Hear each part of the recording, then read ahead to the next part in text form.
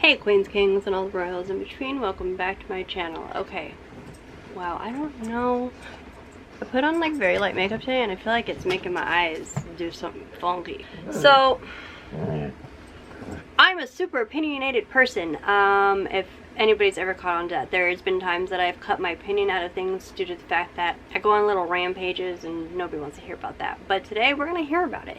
There's been a lot of controversy around family channels on the YouTube platform, and I go back and forth with it. I feel like family channels are very much like a reality show, except for, no, they're very much a reality show. I think I was going to say, except for that it's not like fake scripted, but I feel like some family shows are fake scripted. Okay. I feel like there's a line. There's this line that's like, while you're shit, you're like on the line where it's like, and then there's like the ones on the other side of the line, they're like, okay, cool. Everybody's gonna have history. Everybody's gonna have some sort of controversy. Everybody has, you know, there's nobody out there's perfect. Everybody at some point in time is fucked up, and that's their little blotch on their record.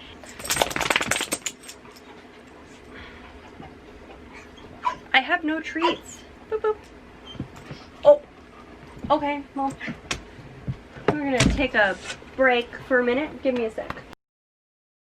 I know that there's been a lot of controversy around Micah Stafford, I believe is how you pronounce her name, and I talked to somebody about this that, like, you know, not really into watching YouTube and stuff, and I was like, it's gross because she literally said she rehomed her child. You don't rehome a child, okay? Like, they're not dogs. And it peeved me, and I was telling them, I'm like, you know, they take this child who's already, you know, been removed from their parent for whatever reason, been sitting in an orphanage, and then she brings this child home, keeps him for, you know, a few years, and then was like, oh, well, he actually likes that family better, so I'm just going to give him away, I guess. Like, I mean, that's pretty much the sense of rehoming. And that's gross. And I was telling her, I'm like, you know, the psychological damage that she might have just done to this little boy is awful. And the fact that she splattered him all over the internet. The fact that, you know, if I know he's got special needs, I don't know to what degree, but if he's in a place where when he's older and, you know, researches his name, he's going to see all these stories about him, and it's going to be just damaging.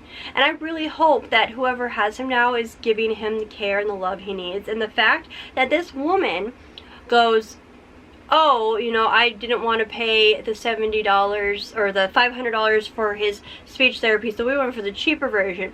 I would kill to have that money to pay for the more expensive therapies for my daughter that my insurance won't cover, that I can't afford. And she has it. I don't go to the fucking Bahamas. I don't own a $700,000 home. I mean, I don't really want a $700,000 home, but regardless. She has 2 Range Rovers. Okay, so you can't tell me having all those things. First off, why do you need 3 vehicles? There's 2 drivers in your home. Sell one of them, and then you've got therapy for your child. Right there. But I was venting to somebody about this now that I've gone on, like, side streams, and they go, as messed up as it is that she has given up on this little boy, it's probably for the best. Because at least, hopefully, he's at a home who wants him and loves him and isn't using him for clout and isn't duct taping his thumb down. And I thought about it. I'm like, yeah, I mean, that's true. It's probably a good thing that somebody else who hopefully can give him the amount of love he needs is taking him in. But the fact that she could sit there and be like, oh, well, he likes those people better. There's people my kids like better than me sometimes. I'm not gonna be like, oh, well, he likes you better and keep him. I worry about the children she kept. Besides of the damages that she's probably put them through. You know, of, oh, well, she gave him away. Is she going to give us away?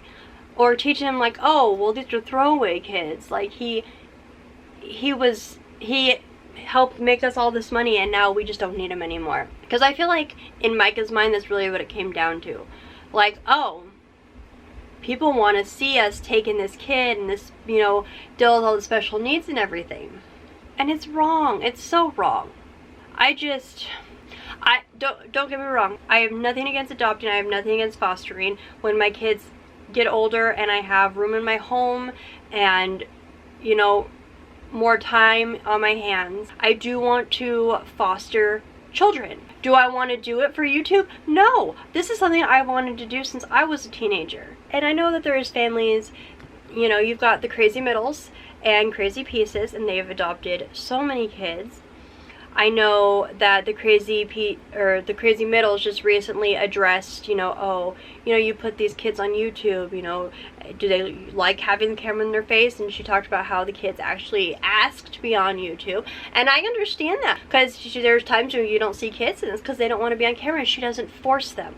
And I think that's wonderful. And she asks them before she posts things to make sure that they're comfortable with it. I think that's wonderful. My kids have a YouTube channel. It's not a family channel. I mean, it is a family channel, but it's not like a let's follow our life. They like to do unboxings and go geocaching and, you know, go and do things and make fun videos and stuff. And that's, you know, and a lot of times it's, Mom, get the camera. Mom, can I use the camera for this? Mom, can we video record this? And you'll see gaps on their page when there's no videos, and that's because, you know, they're busy doing school, or they're just not interested. You'll see times when, you know, you'll see one kid or 3 kids. You won't see all 4 of them because they don't all want to be in the video. And that's their choice. They begged me for a year for a YouTube channel before I finally gave it. So I was like, you know, that's putting your life out there. But I tried very hard to not put too much of their life on there. So yeah, like I watched Jess Fam, and I know there's some things on there that she kind of like hits that line. But I kind of think too, I'm like, well, you know, she's showing other parents like it's okay to talk to your kids about this. We're talking about this, and I will go so far into it with my kids on camera, and it's even something that like you could watch with your children to start the conversation, and then she cuts it off and she finishes those conversations in private. And so while I think that's on the line, I also think it's beneficial. And she does talk to her kids about, her kids are YouTube kids. They love YouTube. They love putting their life on YouTube, and you can see that. You know, I watch Fathering Autism. His thing is, you know, making autism a social norm. You know, something that, I don't think that's the right word for it. But, you know, making it so when you see somebody who's autistic out in the world, you don't sit there and stare or ignore them or think that you're going to catch autism, you know? And while his daughter is nonverbal, when she don't want to be on camera, she tells him, and he goes, okay, no camera then. And he respects that. And I think that's great. And you have to be able to respect those boundaries where you have 8 passengers who crosses that line with her children and posts some very private things on the internet of her underage children. She goes too far with it. She really goes too far with it. And it's one of those things too that, like, Jess Fam's kids know that their friends see the videos. Their friends do watch their videos, and they'll say, Mom, I don't want to do this. Where you've got 8 passengers who, I mean, those poor kids, they've got so much of their life out there, their private life, that it's like, you know, that's not okay. It's not okay. Those kids, it's one of those things where you sit down and you go, the stories or the books or the YouTube channels of that those kids are going to make when they get older are going to be so interesting to hear what they have to say about their situation. You know, to hear how they felt about it, to hear their side of it, you know, if they were respected, if they felt respected, if they felt listened to, if they thought that their parents went too far. You know, it's going to be real interesting. I'm actually waiting for that because, you know, I want to know the other side of it. So yeah, that's kind of my point on it. If you guys want more information on any of this drama with the Stanfords, 8 Passenger, or Colin Sav, you can go watch Without a Crystal Ball. The girl is like, they need to hire her as like a PI or something. She has so much information. I mean, I watch videos, I think I know quite a bit about certain subjects, and then I watch one person, I'm like, girl, you could write a textbook. She probably, on half of this shit, could give more information than, like, you know, people living it. It's pretty crazy. If you're a family channel, like, more power to ya. You're doing the grind, but figure out the line and don't cross it. You know, allow your kids to have some privacy. Don't be getting kids just for more clout.